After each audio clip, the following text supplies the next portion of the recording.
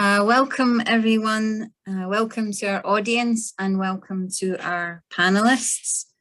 My name is Professor Anne-Marie Kilday and I'm the Pro-Vice-Chancellor for Student Experience and University Community at Oxford Brookes University.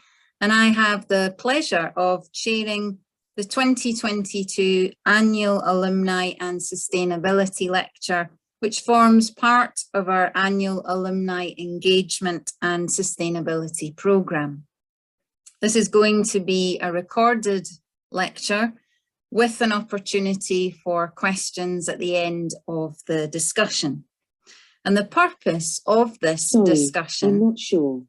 is to explore and imagine how urban environments will affect sustainable travel norms and how cities can become truly smart and integrated.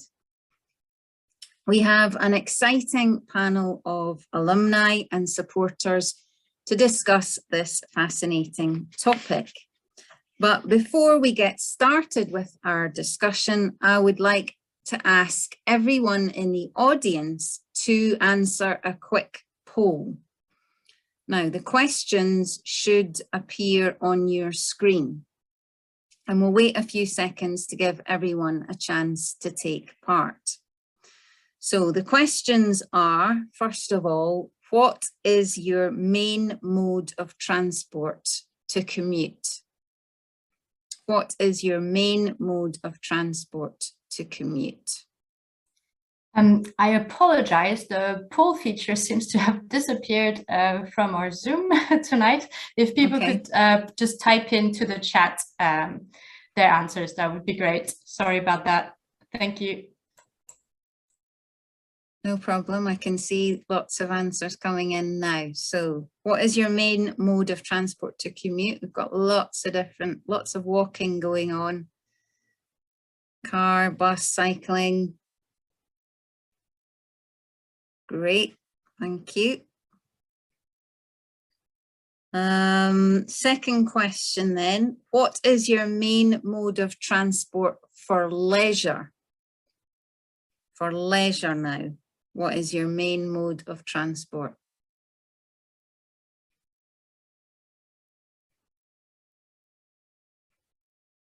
Okay, more cars, I think, for this.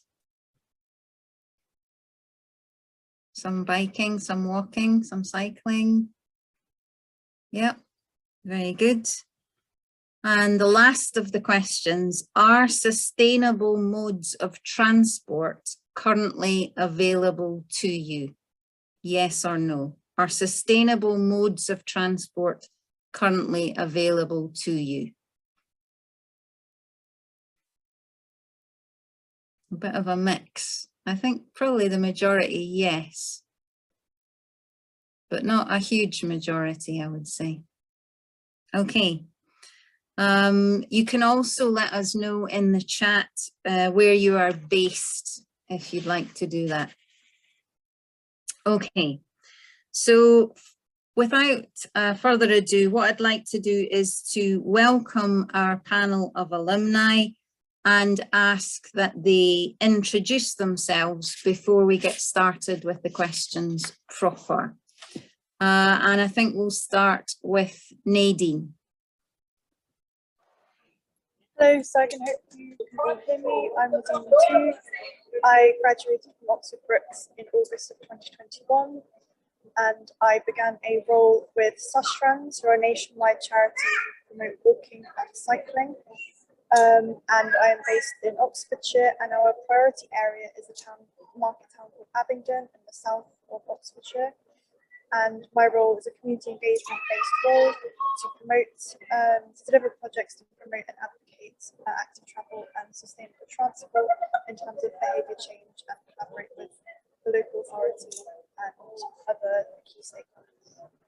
Okay, Nadine, I think we're finding it a little bit hard to hear. So if you could maybe put your mic closer to you. Sorry about that. That's okay, my apologies. That's much better. I hope you can hear me better.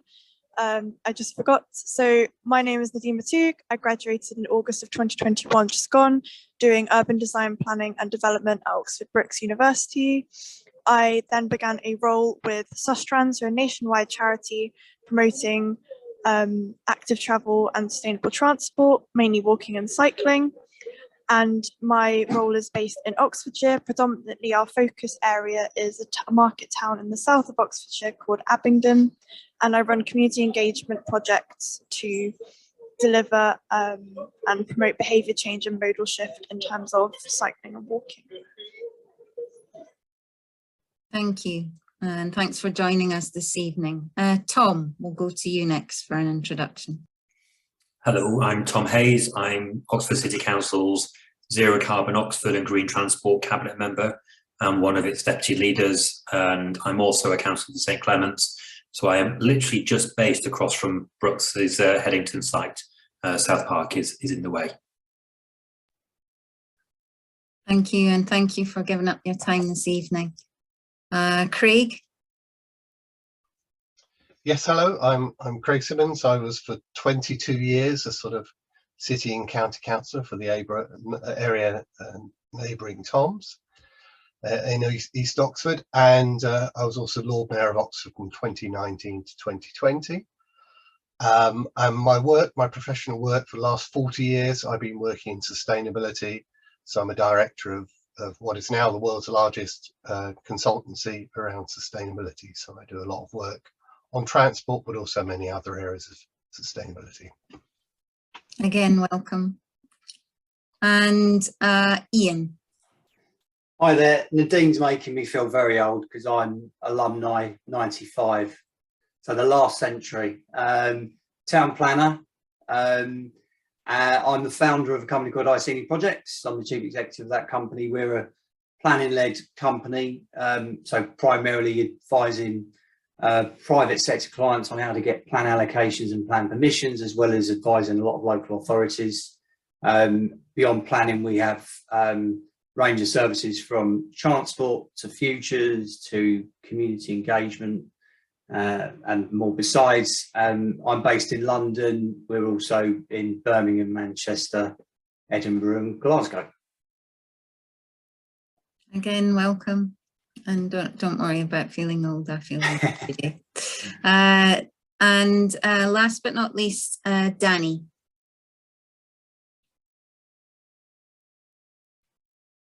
Not sure if you can hear me because we can't see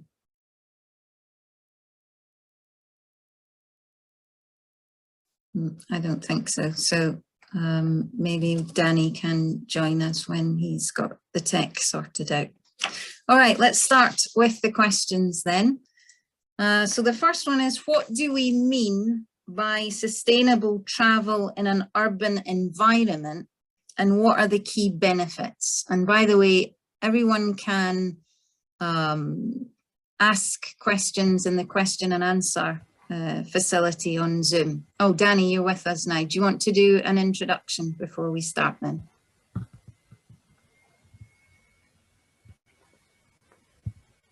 Yes, do you want to do an introduction? Hang on, it's not working here. Yeah, we can hear you. Can you hear me? Yes. Would you like to introduce yourself? Sorry, I've got a problem here. Right, he's gone again. Okay, so this is the wonders of technology. We will continue and Danny can catch up with us. So first question, I think for Craig, what do we mean by sustainable travel in an urban environment, and what are the key benefits? Right, well, thank you, and it's a pleasure to be here. I think we need to talk really quite broadly when we talk about sustainable travel, because there's lots of levers you can pull to make travel more sustainable. And I think probably best to talk about it in sort of three categories: sort of transport, and that's how most people talk about, you know, sustainable travel, you know, the transport hierarchy, for example, you know, private car being the worst and walking being the best, and the other sort of modes of transport divided between them. And that's one way of talking about it, and that's helpful. But I think we need to consider the wider context when we're talking about sustainable urban travel. And I think there's two other parameters. One is planning. You know, people talk about transport planning, they focus on the transport, forget about planning. you know, without a well-planned city, you will not get a sustainable transport system that works for all people. So I think planning is absolutely critical when we're talking about urban systems. And thirdly, again, not talked about enough, but online infrastructure, you know, because avoiding the need to travel is critically important. So we should be talking about connectivity. I don't think it's helpful to talk about sustainable travel or transport or planning. I think we need to consider all of those together. And in terms of the benefits, I think once you start to think about things in the round, in that broader sense, you understand that there are broader benefits. There's local economic benefits, there's obviously health benefits, you know, benefits of more affordable housing by putting people closer to where they live, better quality of life from less travel, less commuting. So all of that, I think that's sort of how I would define it in terms of connectivity and a broader approach to making travel sustainable. Often that means not traveling at all. Danny, I think you've got your tech sorted out now. Would you like to introduce yourself, and then have you got anything else you could add to that, the answer to that question? You're muted. My name's Danny Yee. I'm originally from Sydney, Australia, but I've been living in Oxford for 12 years. So I'm a director of Oxfordshire Liveable Streets, and I'm also work with Cyclops, the cycling organisation for Oxford. So that's my background. Thank you. And what do you think about what we mean by sustainable travel in an urban environment, and what do you think are the key benefits of it? So I certainly agree with Craig. In a narrow sense, sustainable travel just means it's an economic and environmental concern, you know, that what we do doesn't use up more than we can sustain, but it has much transport connected to far more things than that. So it's connected to, you know, health and all other aspects of life pretty much. You know, mobility is kind of intimately involved with everything we do, whether it's leisure or work or anything else. So it certainly needs to be seen in a bigger perspective. Yeah. Does any of the other panelists want to come in on that one? I was just going to perhaps add, and it probably follows on from what Craig and Danny have said, Anne-Marie, you know, it's kind of a general sense of well-being. And perhaps that's something that we've all experienced with the pandemic, you know, being sociable, appreciating the simpler things in life, like, you know, walking and cycling and bumping into people and saying hello is a lot more sociable than being sat on your own in a private car. Yeah. Tom? I think for me, when we're talking about transport generally, let alone sustainable transport, we're thinking spatially. So you're thinking about a given space, which is Oxford City, and you're thinking about the fact that in order to get from A to B, you have to travel across space. But often space is boundaried. There are things that are in the way. And in Oxford, we've particularly got contested space. So for me, what sustainable transport is about achieving sustainability in a range of ways. It's about financial sustainability, political sustainability, social sustainability, and environmental sustainability. So if I give the example of the bus, for instance, the bus is something which needs to be more politically sustainable, and the way that it's achieved is by having more people able to travel it. The way that you do that is by making it more financially sustainable, which means that you have to implement schemes which give priority to the bus and therefore mean that other modes of travel don't able to dominate the roads quite so much. When you do that, then you've got more people using the bus and it becomes more socially sustainable. It becomes a way for people who are strangers to connect with each other, for them to be able to create belongings with each other by traveling on the same kind of bus journey. It's one of the great things I love about the bus, actually, that you do get to see those relationships pop up. And then also you obviously have the environmental sustainability element, which is if you pack more people into a bus, there are a few people on the road in cars, but equally you also therefore make the bus services more profitable and therefore more able to go all electric, and that reduces their contribution to climate change, but also air pollution. Yeah, thank you for that. Okay, next question, and I'll go to Nadine for this one, if that's okay. Why do we care about this? And what will be the consequences if we do nothing? If nothing changes, what will be the consequences?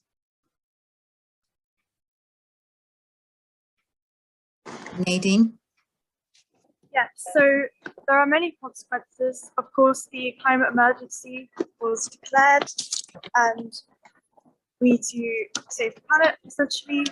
Also, what's been said before, there are many health and well-being risks.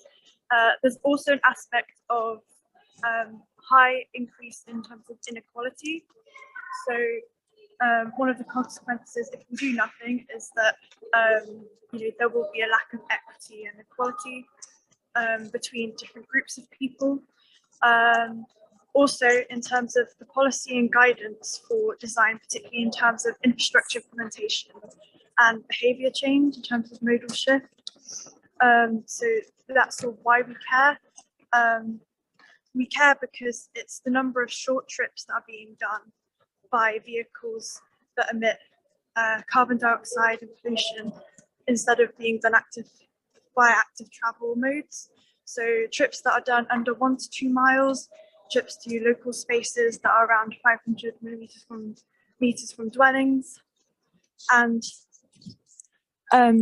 so the consequences of this is obviously also increased isolation for different types of people. Sitting syndrome is a phrase that's used quite widely that stems from sedentary lifestyles, from people just sitting in cars instead of moving and exercising whilst traveling to work or to school on the daily commute. Also, being within a car can decrease people's attachment to the wider world and to nature. So you get that decreased mutualistic relationship to nature, so that innate connection that we have as human beings, and we don't experience it as much, and that can obviously decrease our well-being. Also, one of the consequences, I think was mentioned before, was a decline in street space. So it's key that street space is extremely valuable, and in a car-dominant environment, it's not being designed for people, particularly in terms of placemaking and livability. And obviously, in terms of the health negatives, that ultimately puts a strain on resources, predominantly health and welfare systems in the country. So that's one of the big consequences that can be reduced by small acts in terms of modal shift. Thank you. It's a really full answer. Any other panelists want to add to that? Danny? So there's the quite simple ones. If you take Oxford's getting more housing all the time and more jobs all the time, but the amount of street space is not increasing. The roads aren't any wider, there's no more room for parking cars. So things are going to get steadily worse. And the only way to do anything about that is to change to move some of the least efficient mode space-wise, i.e. cars. Yeah, thank you for that. I think, yeah, also Nadine has very outlined the sort of climate change arguments very well, and the need to tackle short journeys, which is of course, the majority in Oxford are short journeys by private car, just over 50%. But I think, and health, I can't emphasize enough the health benefits of active travel and modal shift. So, 1 in 4 people are obese, adults, 1 in 5 children are obese. A third of us aren't getting enough physical exercise. And so, you really need to move more. We need to move more because otherwise we're becoming a less and less healthy country. And the huge consequences for that to quality of life, to life expectancy, to burdens on our health service can't be overestimated. And that, for me, why the top 2 reasons, why it's important is climate change and health. And of course, there's safety and many other reasons, which Nadine's mentioned. But I think those 2 have to, for me, be the most important. Thanks, Craig. Tom, you've got a hand. I think in asking the question, why do we care? I think it's important to establish that clearly lots of people do care. And they don't just care about the sustainability of how they get around, they care about their freedom to get around. And I think those 2 are going to be opposite ends of a spectrum, which we have to somehow bring into balance. We need for people to feel like they're free to move from A to B, go anywhere, any time, do that affordably, but also to know that they're eliminating their contribution to climate change and to air pollution. And at the moment, I think it's fair to say that Oxford, like a host of world cities, just has not got the solution completely fixed down yet. And the last thing that I want to say around this is that the solution is about more democracy. It's about more engagement. It's about more consultation, because we're going to experience very significant shifts in how we live, very significant shifts in how we get around. And unless we do that in a negotiated, consulted upon and engaged way, I think we are going to see significant challenges. Thank you.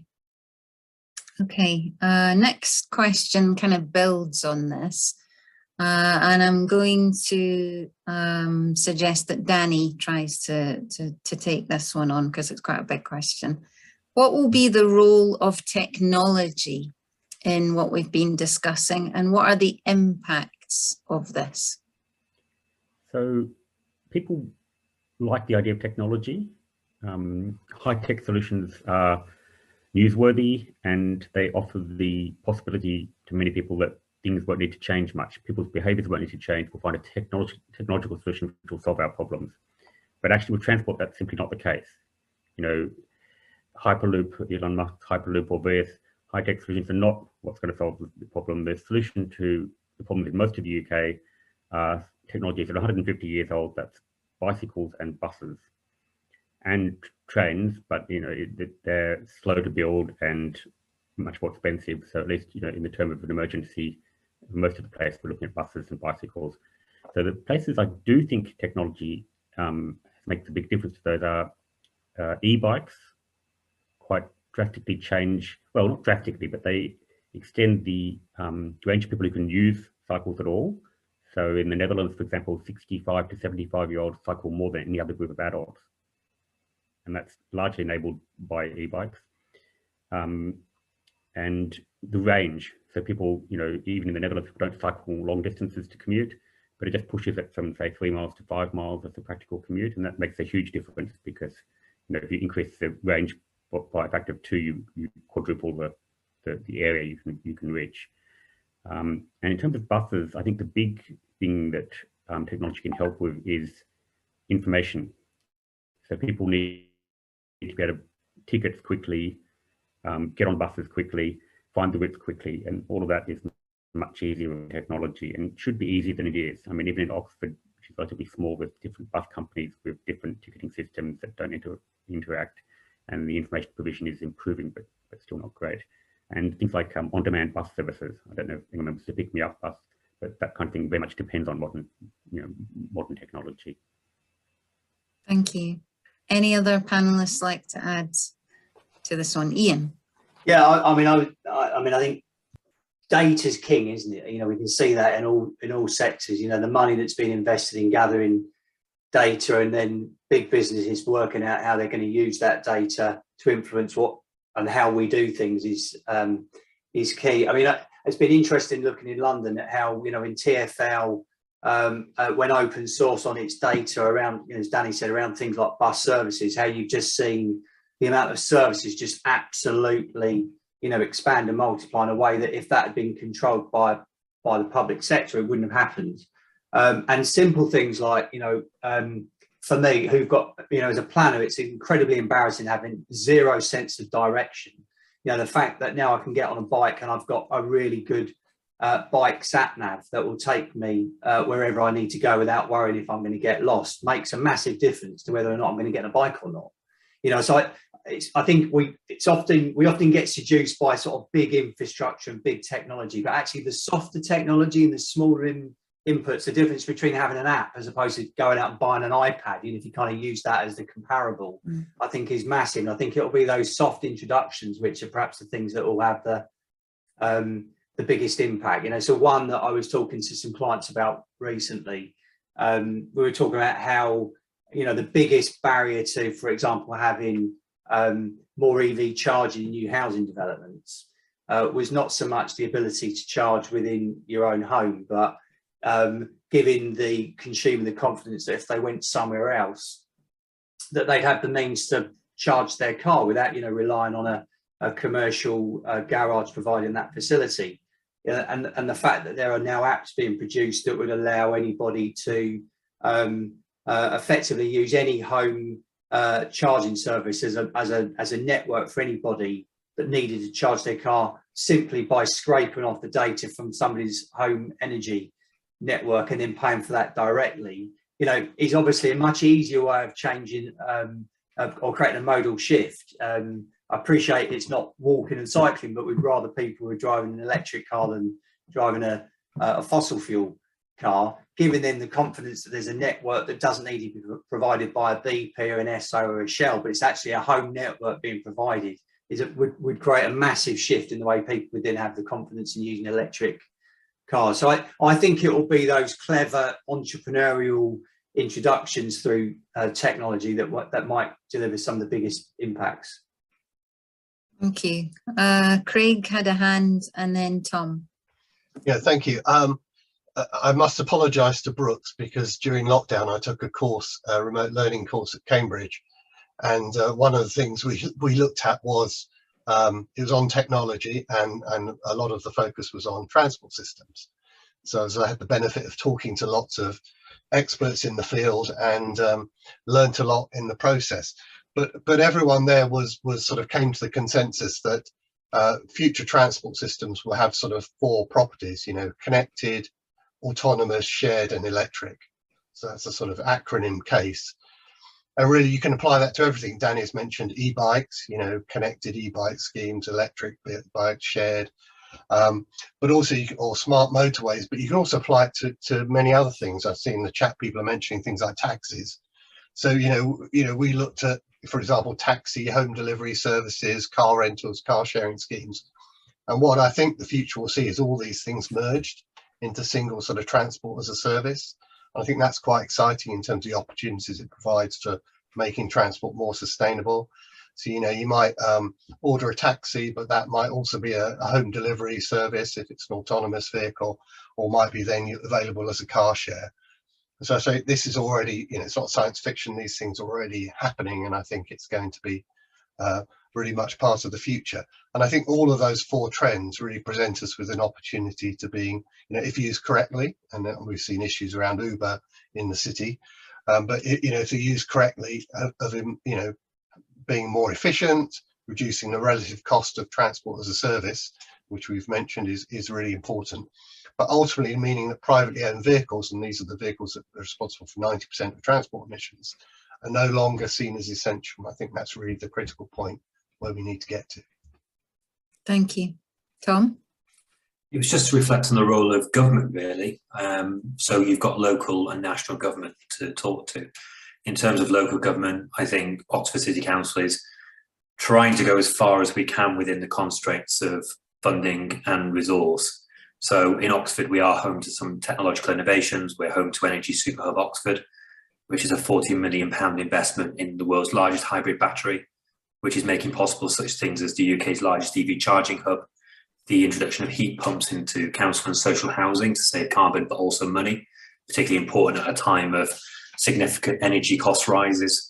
Also the prospect of an all-electric bus city, because you can have the laying of private cable to bus depots, and also the prospect of the City Council speeding up its electrification of its own fleet. We've got a target to be 25% of our fleet electric by 2023, which will hit, and we're looking to up that target in coming years. We've also got something called Project Leo, which is a £41 million investment in a smart local energy grid, which very much aims to maximise the use of renewables in a very smart way. So Oxford is home to a lot of technological progress, which will allow for not just Oxford to benefit immediately, but also for that to roll out across the country to other cities and urban areas. Then there's the role of local government here in facilitating that. We can enable, we have a really constructive relationship with the private sector to implement these projects, but without the multi-million pound investments, local government is going to struggle. And that's where national government is absolutely so key. So the notion that Britain can achieve net zero emissions by 2050, which is currently the law of the land, through purely private investment and tax revenue isn't really going to stack up. We do need the state to be able to borrow at the ultra low rates that are available to it, and particularly given that the state is insulated from short-term market pressures. When we're bouncing back from COVID, when we're building back better, when we're levelling up, whatever phrase you want to use, we need to be making sure that we're building the infrastructure which is technologically right and future-proofing us in environmental and other terms for the long term. And local government really is constrained unless we have that. And then I just want to briefly dwell on the fact that local government has a key role to play here in trying to anticipate technological change and then construct our space around it. So the example I give is of self-driving vehicles. Depending on who you speak to, they're either going to arrive tomorrow, they arrived yesterday, or they're coming in 20 years' time. But What we do know is that when they do come onto our roads in significant number, the era of the car park is going to disappear, because why would you park a car at a cost when you can when you can have your vehicle self-drive around the city in a constant loop, which therefore creates the prospect of congestion, which makes all of these efforts that we're trying to introduce at the moment to reduce congestion potentially undermined. So how does local government get ahead of that curve? How do we orient ourselves and construct our physical space in a way which anticipates these problems? And then the last thing I would say is that, you know, we talk about technology, and I can't remember who it was that said, let's not think about the big and the shiny and the new per se. I would agree with that, because we're currently seeing the age of the electric vehicle, which actually had its time well ahead of the internal combustion engine. We're just resuscitating it. But even here, we've got a problem, which is that we've got a semiconductor shortage. So people who want to buy electric vehicles can't get their EVs at the price they want, can't get the model they want, can't get it on the time frame they want. So even when we think we've got this new shiny technological future on the horizon, it's actually 120 years old, and we can't bring it into being even in its moment of greatest success, because we've got massive shortages. And that comes down to the need for having proper regulation and support of the private sector to ramp up productive capacity, to properly fund it, and to make sure that it's happening in an environmentally, financially sustainable way. Thank you. That's a great answer. Okay, next question I think I'm going to give to Ian for obvious reasons when you hear it. So what is the role of town planning in respect to sustainable transport, and what changes are being made in that respect in the UK and Europe? Well, I mean, I think you've kind of got the brownfield answer, and then you've got the greenfield answer.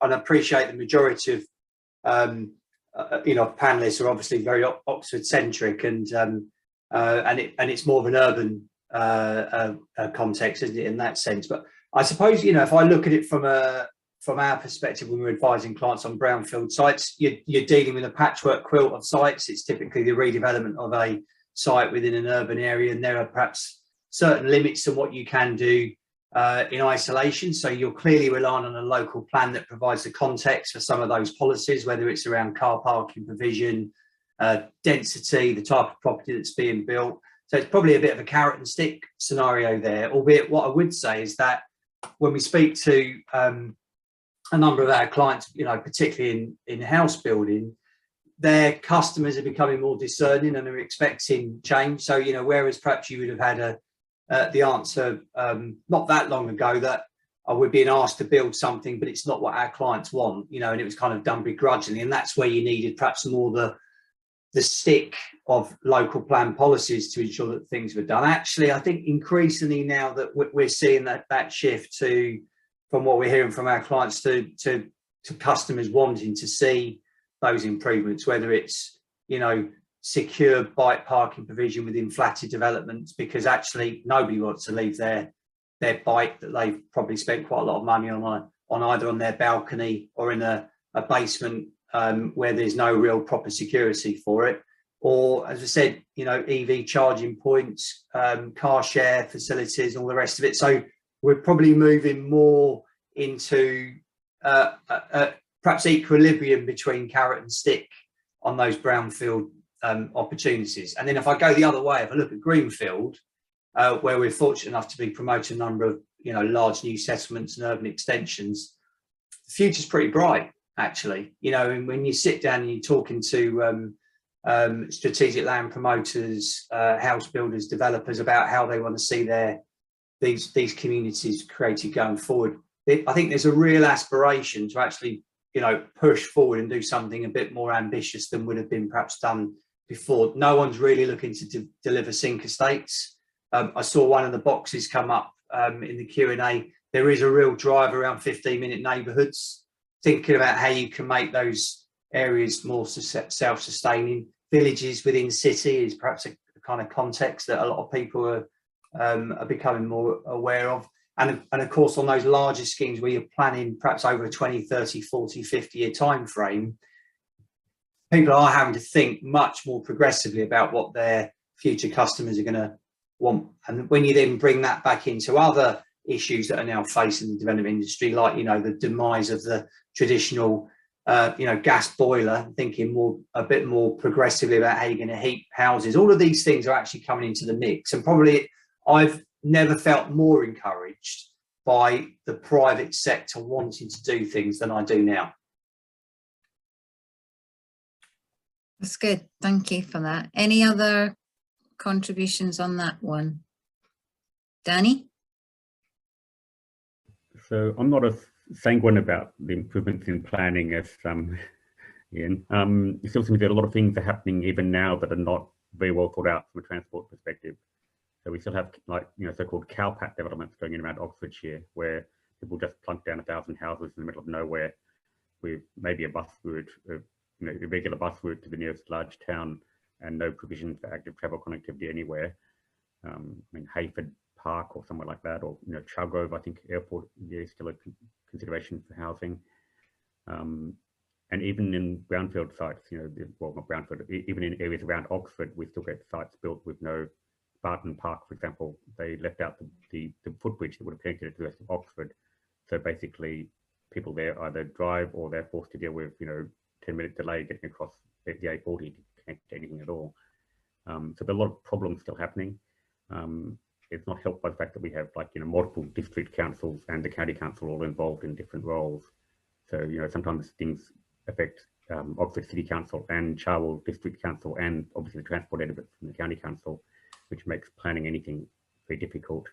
And the developers don't really care about the broader perspective. They want to build their development as fast as possible. Even if it's a big development, even if it's like 1,000 houses, 2,000 houses, they want to get their development built.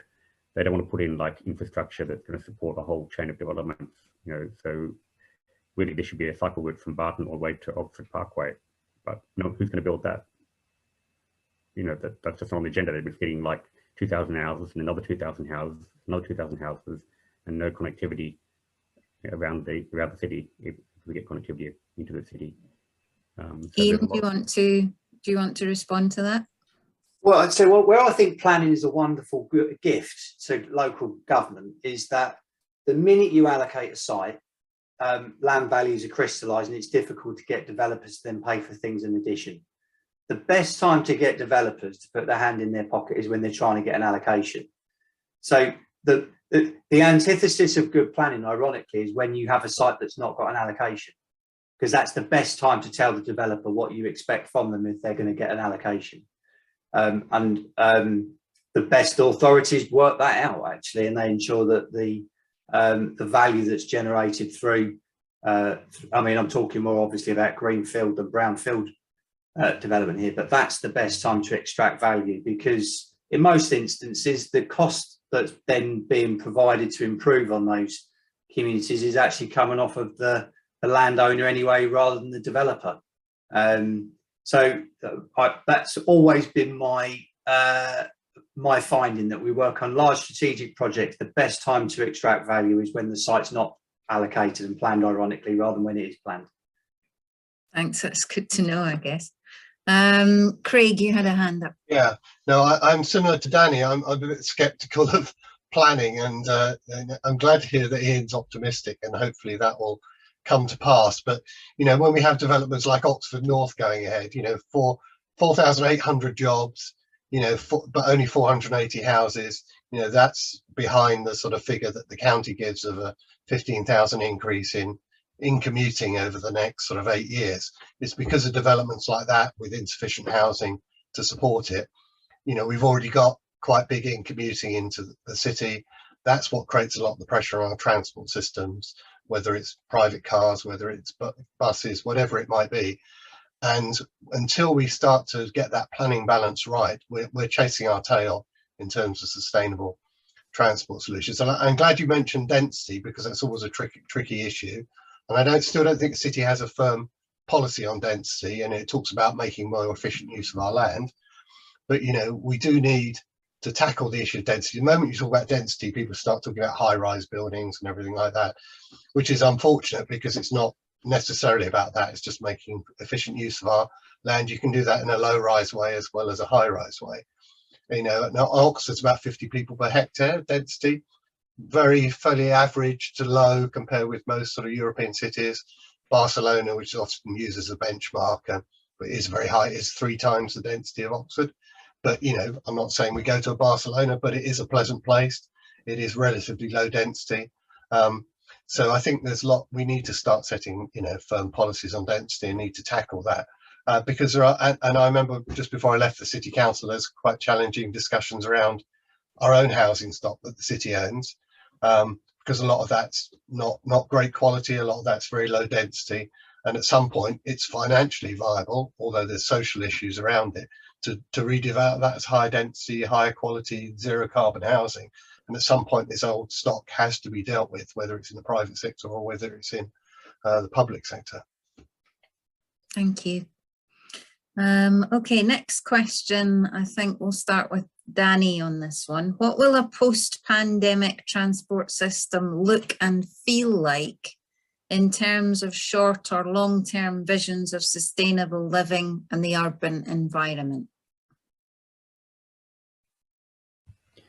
I think the pandemic is we're kind of in the post-pandemic period already. We're kind of back to normal. So I think we can say that not that much has changed. Fundamentals are not greatly different. The short-term effects, maybe there are actually more cars on the road because many people bought cars for use during the pandemic because of concerns about that. And there's still, in Oxford at least in particular, a big decline in bus usage. So the last figure I heard was 75%. It may have improved a bit since then, against a national figure of 95% of pre-pandemic use. So I don't know why Oxford's been particularly badly hit there, but if that's the case, it has. So that's the short-term effect. Anyone else like to add to that answer? Craig? Yeah, I totally agree with Danny. You know, I think is what it should be like and what it's actually going to look like might be two very different things because of drop in bus ridership and the increase in car ownership. And I did a freedom of information request in our area, and we live in a permitted area. 15% more permits were issued in the last 2 years. But because very few people moved in that time, that's a 15% increase in cars on our roads in a relatively short time. And it's not really due to demographic changes, but due to the impact of the pandemic. Now, someone's just put in the chat that working from home, that's been a positive impact for many people if you can work from home. But still, we've seen, despite that, an increase in car ownership in the city, as Danny said. In the short to medium term, if we're talking about the longer term vision, you know, we've missed the opportunity to build back better. There's some great stuff the city did around, you know, outdoor seating in Broad Street and Core Market and things like that. And I, you know, and that's been replicated around the city, outdoor eating, more use of outdoor spaces and more public realm improvements. I think that's great. We need to make sure those things continue so people understand the benefits of shopping more locally and, you know, being able to walk and cycle, make that more pleasant environment. I think in the short to medium term, we're probably going to see transport changes more due to sort of price shocks from oil and gas increases because of the tragedy in Ukraine. So I think that's almost like a second opportunity, a second sort of COVID pandemic to actually sort of try to use this now to leverage changes in our transport system, that people recognise high cost of car ownership and to provide the alternatives, and maybe that would drive the shift, whereas the pandemic didn't. Yes, thank you for that. Tom? I would agree with much of what Craig just said there. I think the biggest transport victim of the pandemic has been public transport. So the Prime Minister will talk ad nauseum about how much he loves buses, but unless the funding comes forward for buses within and between areas, the public transport system is not going to stack up. It is ridiculous that we have a situation where in London you can spend in one day, I think the maximum is £4.60, but to travel on a bus in Oxford, I think the day ticket is just gone up to around £4.60. Sorry, the cost of a return in some areas can go up to around £4.60. Manchester is, you know, through the combined authority, just about to have a London-style transport system. Here in Oxfordshire, we're more constrained about what we can actually deliver. And because we have to work with private companies, that makes our position even more challenged when those private companies can't themselves generate income to cover their costs and provide all the things we need, and government won't step in. And so the biggest victims will be connectivity. We're already seeing routes being cut back. Affordability. Prices are going up and they're becoming even more unaffordable for some of our working class communities and some of our communities that most depend on bus travel because they can't afford to own or run a car. Also around sustainability, so we've got an all-electric bus fleet on the horizon, but the bus companies are quite clear that they need to be able to have guarantees about government funding to them in order to themselves make an investment in the all-electric bus fleet that is a prospect. And then also it's about accessibility. It's about having bus stops in places where people need them. It's about having bus routes which actually operate as they ought to across the city, rather than having a ridiculous situation where to get to Summertown from East Oxford, you have to go into the city centre and then back out. So I'm particularly concerned about public transport. I think a second effect of the pandemic is this notion of freedom, and particularly how people feel free to move around their communities. And I'm impressed that we've got so far into the conversation without using a three-letter acronym LTN, but it has been an innovation here, an innovation around parts of the country. Here in Oxford, we've had LTNs for decades, but they've seen a resurgence recently. That debate has clearly seen some people expressing a view about wanting to be free to move around and having explained to them why an LTN is being proposed for their community. And I think what's really important to learn from the debate over the last year and a half is the following, really. The tactical solutions can be helpful, but they need to be linked to a strategy. And with the Connecting Oxford scheme being proposed by the city and county councils, we need to get back onto a strategic approach. We need to be thinking about how the whole citywide transport system can be tackled in one swoop. We need to be recognising that people want to be listened to and engaged, and Craig did some fantastic work in his own ward, talking to residents in the ward that he represented about what they wanted for their LTN scheme. I've tried to do the same in my ward, but we aren't going to win everybody over. But we need to be listening and respectful and trusting that when people share a view, they're doing it with good intentions, and it needs to be reflected into policy as best we can. And also just recognising that because people have been locked down, people emotionally feel the containment of themselves and their ability to travel. We just have to emotionally connect with people on that. Even if we think there ought to be transport infrastructure changes, we have to meet people where they are and just recognise that. And then very finally, I think there's also a point here around the working from home and the inclusion agenda. So in terms of working from home, I'm not one of those who thinks that we ought to solve the climate crisis by moving everybody to working at home almost permanently. I think being around each other face to face is a very good thing for social glue, and we should be encouraging that as much as possible and having a balance between in-person and virtual. In terms of the inclusion agenda, many people, because of the pandemic, will be suffering from long COVID. We will have more disabled people as a result, and we need to have a transport system which is truly inclusive. And I don't think we've quite factored in the impact of long COVID on our transport. We've only factored in the impact of COVID on our transport. Thank you. Really good points, and lots of comments in the chat agreeing with you, especially about how expensive it is to get the bus and the train. Nadine, you had a hand on this one. Yeah, I think I absolutely agree that public transport has taken a dip, both during the pandemic and post-pandemic.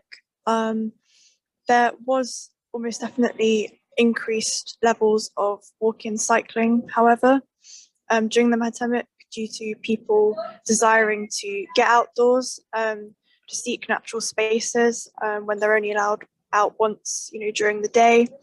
And so I think even though now we're seeing people going back to the car, and so therefore I think it's maximizing upon the opportunity that's been created. People have seen the benefits that particularly walking and cycling can have due to the sort of the alleviation of their of well-being benefits during the pandemic, and what that's given them. And so I think it's maximizing upon that and keeping it consistent and constant. And I think that can really mostly be done with behavior change. People seeing the benefits, so it's acting now to try and get it in terms of a long-term vision of what travel can look like in a post-pandemic era. Yeah, thank you for that one. Nadine, if we stay with you for the next question, I think at least to start with, to truly deliver a green recovery and net zero by 2050, or indeed earlier, How can we deliver resilient, sustainable transport links for our urban environments which meet individuals' needs? Yeah, so when I've been through this question, I think one of the key words was needs. And so it's people's access to key services. What are that neighbourhood or that community's key needs and demands? The key services that they need to survive and also thrive. And so in terms of education, welfare, but also leisure facilities, things that are fulfilling and can increase their quality of life.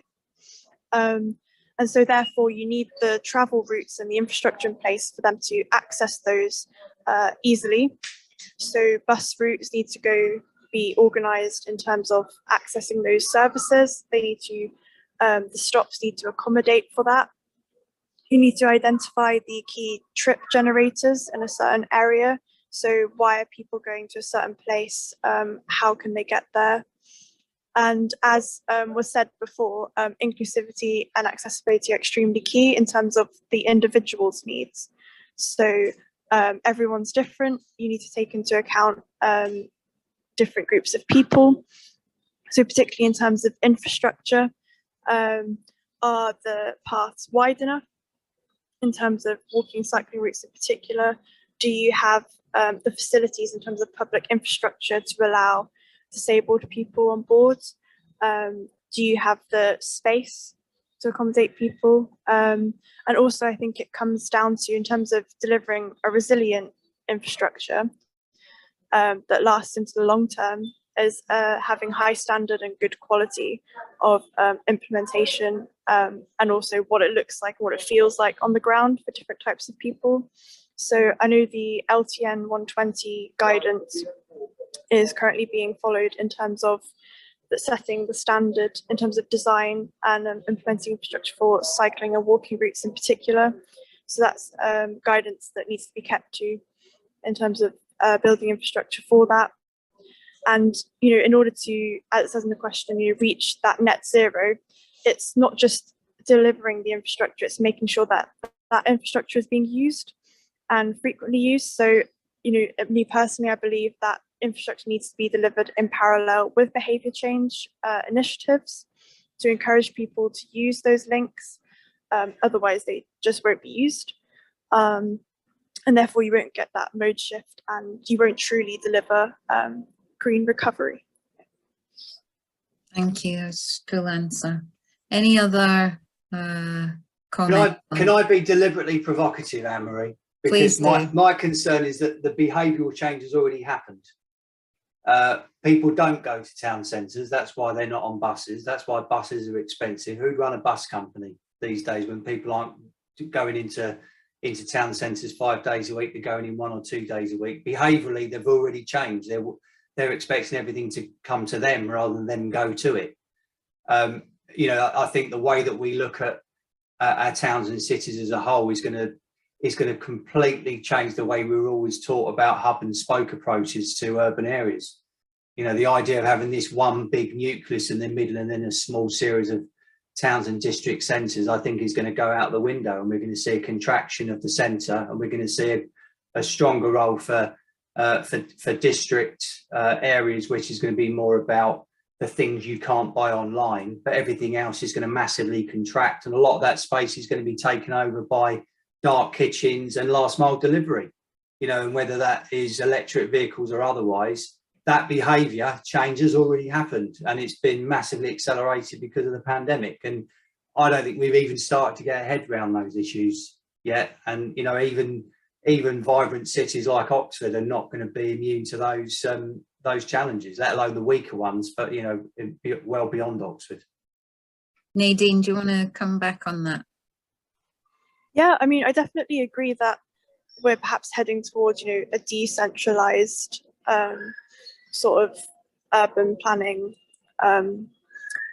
theory and principles. I definitely think that the 20-minute neighbourhood aids that, and I think the 20-minute neighbourhood or the 15-minute neighbourhood, as it's also known, is an extremely good planning strategy where people can access everything in a short distance from their home, and whether you're, you know, a parent with a child or somebody with low mobility, you can get what you need. I think behaviour change has happened, I agree, and it has been accelerated by the pandemic, but it hasn't necessarily happened to levels that it needs to, particularly in terms of certain journeys. So people are receiving new things at home, people are working from home, but I think if people were going out for leisure or how they holiday, but also daily trips, if they're constantly receiving things from home, they may not even consider that one short trip to go get something from the shop using the car can have quite a big impact on, you know, both the environment and their well-being. They wouldn't necessarily consider storing a cycle in their garage and taking, you know, riding a bike to get that or to do that errand for their daily needs. So I think there's still a long way to go, but I do agree that behaviour change has happened. But I think there's a lot in terms of educating different groups of people on the benefits and a lot of myth busting that needs to be done in terms of that. Thanks. We'll come on to that in a second. Tom. Yeah, briefly, I think it was an excellent answer there by Nadine, particularly around the point on the link between behavioural change and infrastructure. You only need to look at London and the introduction of the ultra low emission zone, and the mayor at the time then introducing this huge swathe of beautiful red buses that were brand new. And because London was able to do that and people were able to immediately get on a bus, you saw this behavioural change automatically just kickstart. Similarly, during the pandemic, in the early weeks, people were using the road a lot more by bike. People were hopping on a bike for the first time in a long time. People were hopping on a bike for the first time ever. And they felt able to do that because the roads weren't threatening, because there were so many vehicles dominating the roads. The problem is that in Oxford, we have such contested space that for us, we can't always get the sequencing of infrastructure or carrot and behavioural change in place. And one of the things that frustrates me inordinately is that we are introducing a workplace parking levy as part of Connecting Oxford, which will require employers with a certain number of parking spaces to pay a levy themselves or to pass it on to an employee. And we have to do that in order to ourselves generate the funding to create new bus connectivity in the city.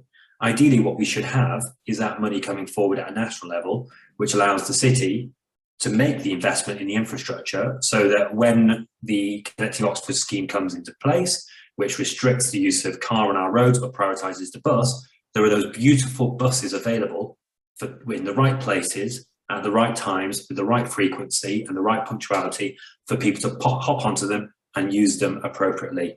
And until we actually get our funding system into order, and unless we've got people at the national level who recognise that because they ride on buses and they're prepared to invest in buses, we're going to have a real struggle.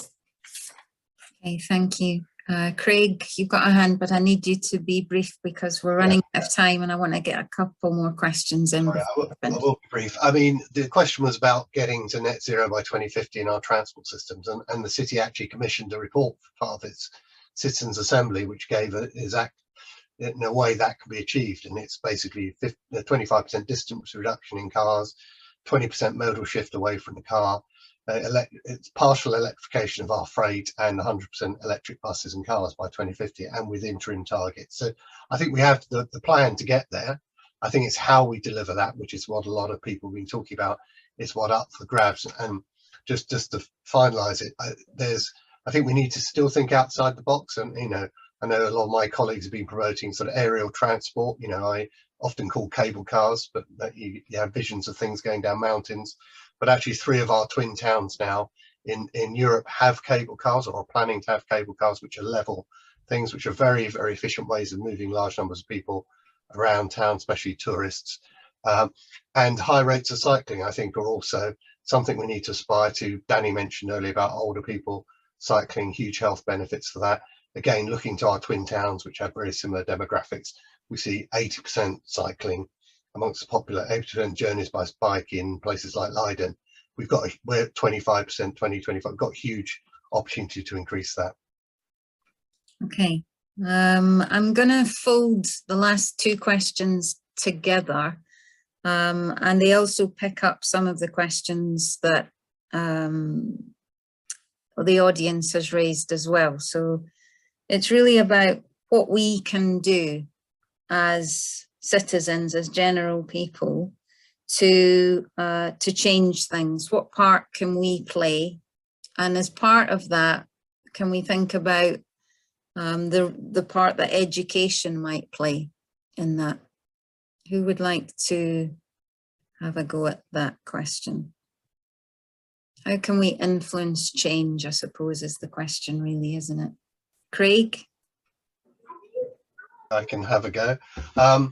So I think we need to become sort of active citizens when it comes to transport, as many people are in many other aspects of their life. We need to engage with the transport. You know, like Tom, probably I've been going door to door, talking to people coming up to elections, and it's very clear that the silent majority is supportive and recognises the need for change.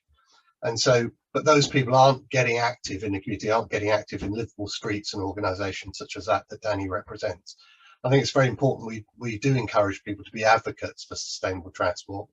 Not just to look at their own behaviour, but also, why not have a sort of traffic monitoring app on your phone, push for public realm improvements, look for, get a community speed camera, all these sorts of things are possible, and I think do make the silent majority a more vocal majority, and I think that's how we bring about change. So it's about education, but it starts from school age children, and I'm glad to hear that we're getting natural history on the GCSE curriculum as part of a broader sustainability drive. So I think that's the sort of thing that we should be pushing for more change at the educational level as well.